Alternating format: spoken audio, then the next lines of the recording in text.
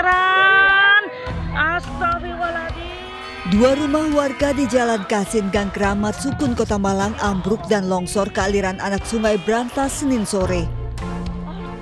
Ambruknya dua rumah terekam kamera amatir warga.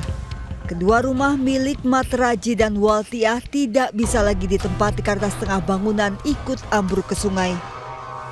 Beruntung penghuni rumah sempat menyelamatkan diri setelah mendengar suara retakan keras. Usai kejadian, warga dibantu petugas BPBD Kota Malang mengevakuasi barang-barang korban yang masih bisa diselamatkan. Ya kan saya jenenge obah-obah gitu tok aja sama suara kayak sing meletek-meletek ngeten lho. Slot kinten tikus. Kalau betul sengke kok kalau ningali sing sisae napa teng sebelah kulkas kompon cetet ngeten lho. Sing tiang kilen kali mriku bengok-bengok. Wati-wati napa iku mamu jogrok sing sebelah. Ten. Petugas BPBD telah memasang garis pembatas di lokasi rumah ambruk karena dikhawatirkan membahayakan. Dari Malang, Jawa Timur, Denny Irwansyah, iNews melaporkan. Bukan polisi, mereka pada Polisi. Setelah hasil tes darah dan rambut negatif, pedangdut Saiful Jamil akhirnya dibebaskan polisi. Selama 3 hari Saiful Jamil ditahan di Mapolsek Tambora lantaran Steven, asisten pribadinya, terlibat kasus penyalahgunaan narkotika. Selama pemeriksaan ini saya tidurnya itu di ruang penyidik. Ya, jadi nggak bisa tidur gitu, memang udah duduk begitu. Hari ini saya dinyatakan bebas dan bersih dari narkoba dan psikotropika. Alhamdulillah. Saat penangkapan di Jalan Daan Mogot, Jakarta Barat, Saiful Jamil sempat histeris lantaran menduga jadi korban begal.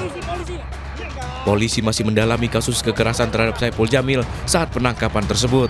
Adanya pemukulan terhadap SC ataupun asistennya S sedang dilakukan penyelidikan yang intensif oleh Polres Jakarta Barat dan Polsek Tambora serta Propam Polres Metro Jakarta Barat. Namun sebelumnya polisi menyebut pria yang melakukan kekerasan saat penangkapan Saiful Jamil dan asistennya bukanlah anggota polisi. Dari Jakarta, Rizky Falupi, iNews melaporkan. Lantai dapur ambles saat memasak, seorang wanita tewas terperosok ke lubang septic tank di rumahnya di Bandung Barat. Kondisi tanah yang rapuh menyulitkan proses evakuasi korban. Sejumlah relawan turun ke dalam lubang septic tank berusaha mengevakuasi korban Suryati. Kondisi tanah yang rapuh menyulitkan proses evakuasi, terlebih kedalaman lubang septic tank 8 meter dengan diameter 1 meter. Korban sebelumnya tengah memasak di dapur rumahnya di Desa Cikahuripan, Kecamatan Lembang, Kabupaten Bandung Barat. Naas, tiba-tiba septic tank yang berada di bawah lantai dapur amblas hingga korban terperosok. Saat evakuasi, korban sebelumnya sudah meninggal, namun untuk meredam suasana korban disebutkan pingsan. Kalau pertama sih kita tolongin dulu pakai tali seadanya sambil nungguan relawan sama damkar. Kebetulan talinya nggak kuat, putus, ya akhirnya relawan sama damkar yang mungkin si beliau. Setelah berhasil evakuasi, korban dibawa ke Puskesmas Jayagiri untuk diperiksa dan memastikan kondisi korban sudah meninggal dunia. Dari Bandung, Jawa Barat, Yuwono, iNews melaporkan. Sakit hati dan tak tahan kerap dianiaya, seorang istri di Pasaman Barat tega meracuni suaminya hingga meninggal dunia. Pelaku membubuhi racun dalam gelas berisi air yang diminum sang suami.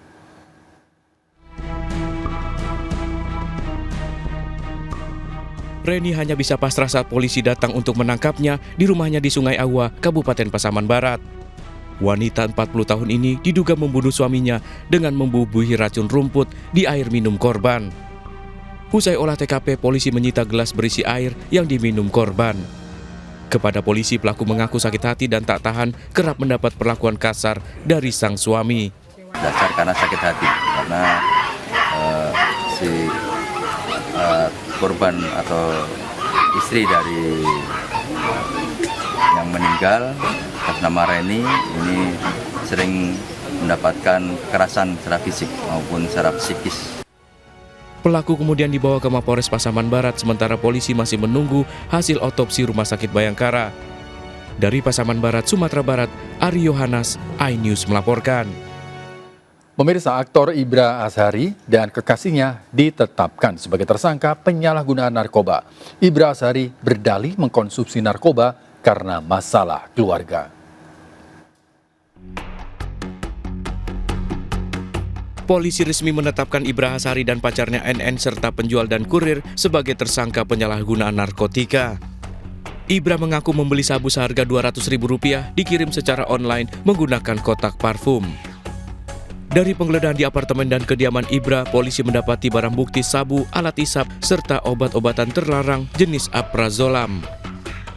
Dari tersangka penjual dan kurir, polisi juga mendapati sabu, ganja, dan timbangan elektrik. Kepada polisi, Ibra mengaku menggunakan narkotika karena memiliki permasalahan dalam keluarga. Motif daripada saudara IBR menggunakan narkotika jenis sabu adalah karena memang yang bersangkutan mengakui sedang memiliki permasalahan rumah tangga, melampiaskan permasalahan tersebut dengan menggunakan narkotika jenis sabu tersebut bersama dengan perempuan yang diakui sebagai pacarnya. Dari keempat tersangka, barang bukti yang disita berupa sabu 12,35 gram, ganja 25,36 gram, alat isap sabu, timbangan digital, serta korek api yang dimodifikasi. Tersangka Ibra Azhari dan NN bakal dijerat pasal tentang narkotika, terancam hukuman seumur hidup, sementara penjual dan kurirnya terancam 20 tahun penjara. Dari Jakarta, Rizky Valupi, iNews melaporkan. 9 pemeran film porno dari rumah produksi di Jagakarsa, Jakarta Selatan tak ditahan usai diperiksa polisi sebagai tersangka. Sementara 2 tersangka lain pemeran film porno mangkir dari pemeriksaan. Satu persatu tersangka pemeran film asusila yang disutradarai tersangka IR di kawasan Jagakarsa, Jakarta Selatan keluar dari gedung di Treskrimsus Polda Metro Jaya Senin malam. 9 tersangka diperiksa selama 9 jam oleh penyidik. Salah satu tersangka MIP mengaku dicecar 38 pertanyaan oleh penyidik terkait keterlibatannya dalam pembuatan film asusila. Para tersangka mengaku kecewa atas penetapan status tersebut. Saya tadi udah penyidikan dan alhamdulillahnya mengikuti aja. Jadi sudah diwajibkan lapor saja. Hari apa aja Mbak lapornya? Senin dan Kamis. Iya. Ya. Mbak tadi ditanyain soal apa ya Mbak? Masih seputar yang sama. Oke, terima kasih. Setelah jadi tersangka gimana Mbak tanggapannya Mbak? Setelah jadi tersangka? Ya mau gimana lagi, ya udah aja. Bisa dijelasin seperti apa Pak? Pemeriksaan hari ini kita sudah sampaikan dari ada 38 pertanyaan penyidik sudah kita jawab semua. Tadi setelah pemeriksaan kita mengajukan permohonan untuk tidak dilakukan penahanan ya. Alhamdulillah malam ini bisa pulang, kemungkinan akan dilakukan wajib lapor Senin Kamis ya. Dari 11 tersangka pemeran film asusila, 2 orang mangkir, yakni selebgram berinisial SE dan seorang pemeran pria. Sementara 5 tersangka awal yang merupakan sutradara sekaligus pemilik rumah produksi, kameramen, editor, sound engineering, dan seorang sekretaris, berkasnya telah dilimpahkan ke kejaksaan. Dari Jakarta Selatan, Helmi Sajangbati melaporkan. Pemirsa, pencurian burung kicau marak terjadi di Matraman, Jakarta Timur, membuat warga resah. Pelaku nekat beraksi sore hari saat kondisi jalan pemukiman warga ramai.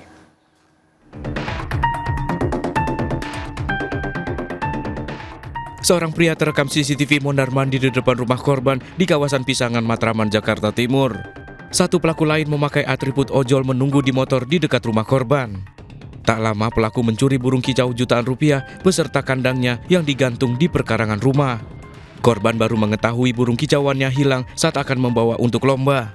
Situ ya? Burungnya masih di situ aja. Aman-aman aja. Orang mau dibawa kontes. Oh, mau dibawa kontes. Mau dibawa kontes pas lagi keluar, baru 10 menit keluar udah hilang. Udah gue nggak ada burungnya.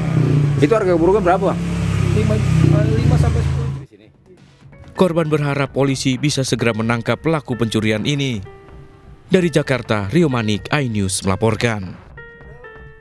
Seorang istri polisi dirampok dan nyaris diperkosa di rumahnya di Padang, Sumatera Barat.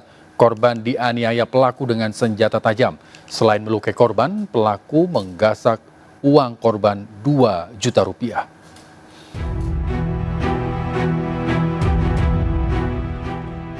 Polisi melakukan olah TKP di rumah Rika yang menjadi korban perampokan di wilayah Jati, Kecamatan Padang Timur, Kota Padang. Istri anggota Brimo Polda Sumbar ini dilarikan ke Rumah Sakit Bayangkara Polda Sumbar karena luka di bagian leher, pipi, dan tangan dianiaya pelaku. Korban bahkan nyaris diperkosa oleh pelaku yang masuk rumah korban dari pintu belakang. Orang itu kaget, langsung dia lari, kejar, langsung disepak.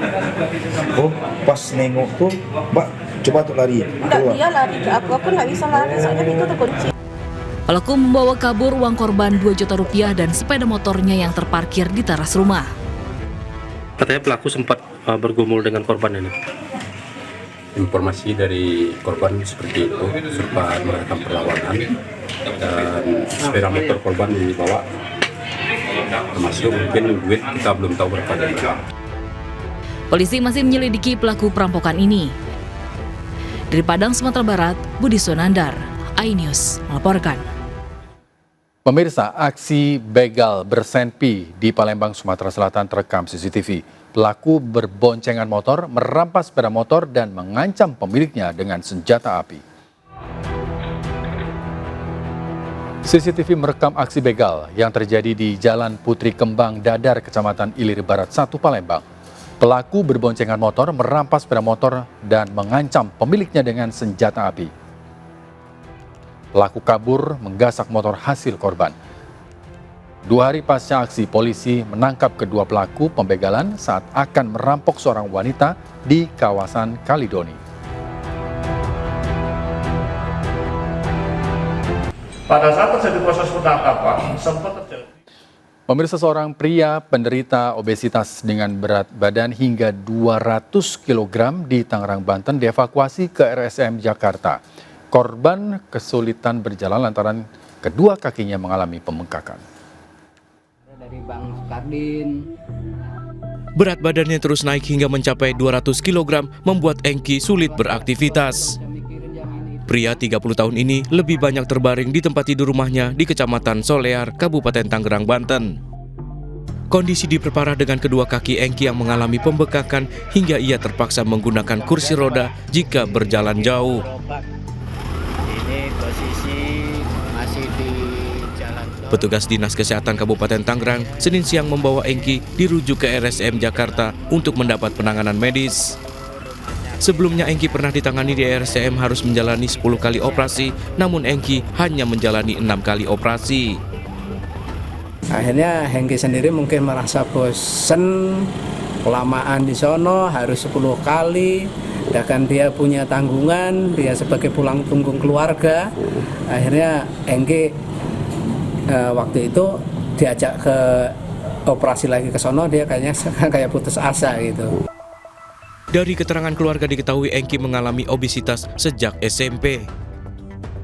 Masalah obesitas pada anak jangan dianggap sepele, cara mengatasinya akan lebih sulit karena pola makan anak sudah berbentuk. Berikut tips mencegah obesitas pada anak, diantaranya makan teratur, perbanyak konsumsi sayur mayur dan buah-buahan, serta membatasi makanan siap saji dan pangan olahan. Dari Kabupaten Tangerang, Aimarani, iNews melaporkan.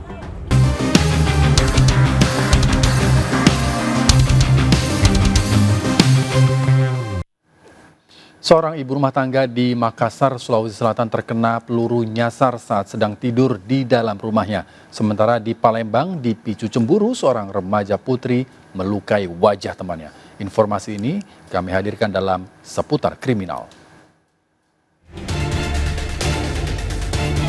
Aksi pencurian motor yang terekam kamera CCTV ini terjadi di Pasar Suprapto, Tanjung Balai, Sumatera Utara. 2 pelaku nekat beraksi di siang hari saat suasana pasar masih ramai warga. Kedua pelaku langsung ditangkap tak lama usai kejadian.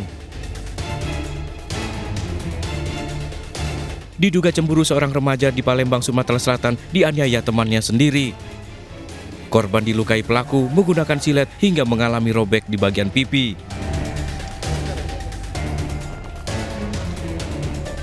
Polisi gerebek salah satu rumah di Desa Kesugihan, Cilacap, Jawa Tengah yang dijadikan tempat pembuatan uang palsu. Dari penggerebekan ini, polisi menangkap satu pelaku dan menyita ribuan lembar uang palsu serta mesin pencetak.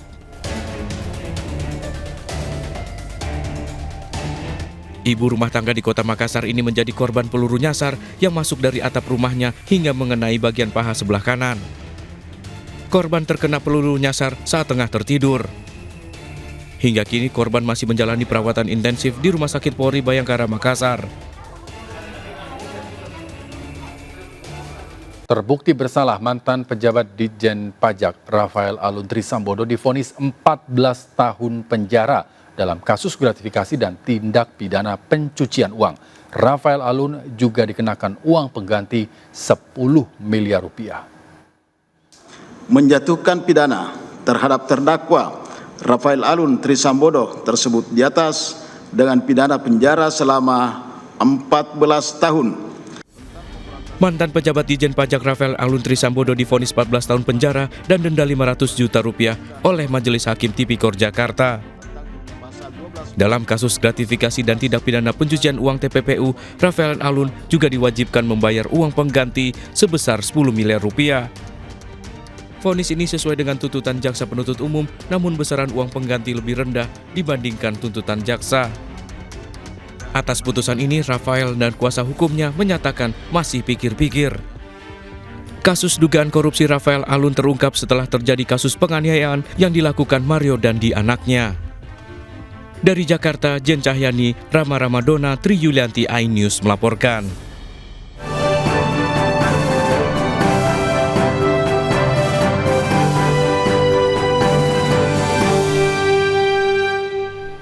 Calon Presiden dan Wakil Presiden nomor urut 3 Ganjar Pranowo Mahfud MD dinilai mampu menjadi tokoh pemersatu Indonesia. Hal tersebut terlihat pada saat deklarasi dukungan FBR dan IKAMA untuk pasangan Capres-Cawapres nomor urut 3 ini.